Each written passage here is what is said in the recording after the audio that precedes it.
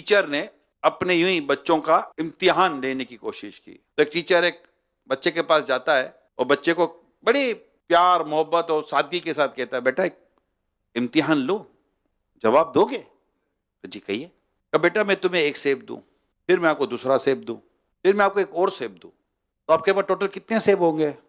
बच्चा उंगली पर गिनता है, सर 4। अब वो टीचर अक्का बक्का रहे, बोला मेरे को सादा था सवाल था, 4 बोल रहा है, तो मेरी तालीम में प्रॉब्लम है या बच्चा कोई प्रॉब्लम वाला है? और बेटा मैं तसल्ली से सुनो बेटा, जो मैं आपको पूछ रहा हूँ सुन रहे? हाँ, मैंने आपको एक सेब दिया, फिर मैंने दूसरा दिया, फिर मैंने आपको तीसरा दिया, बेटा टोटल कितने सेब हो गए आपके पास? तो सर 4।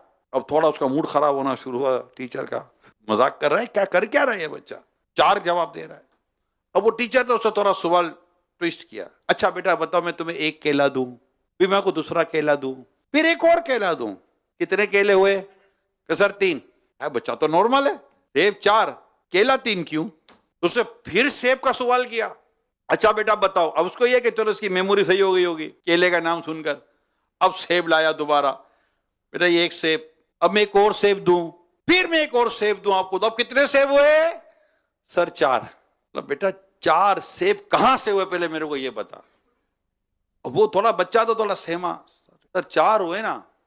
तो बेटे कहां 4 हुए? मैंने तो को 3 दिए। मैंने कहा सर आपने 3, मैंने आपको 3 दिए, आपके पास 4 कहां से हो गए? तो बच्चा कहने लगा सर आप 3 आप दोगे, एक मेरे बैग में रखा हुआ है, तो मेरे बैग में जो सेब है वो भी 4 हो गए ना।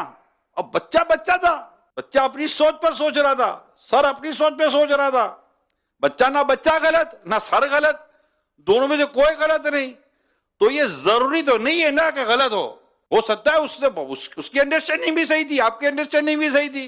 तो किसी के बारे में आप फैसला कैसे कर सकते हैं कि ये गलत है? हो सकता है गलत ना हो। अब आपको कैसे पता चलेगा? पूछा गया बेटा 4 कैसे, तब उसे बताना 4 ऐसे। बात यूं दुरुस्त होती है, हम लोग एक दूसरे से बात करते ही कोई नहीं है। और यकीन करें एक मुसलमान कह रहा है माने,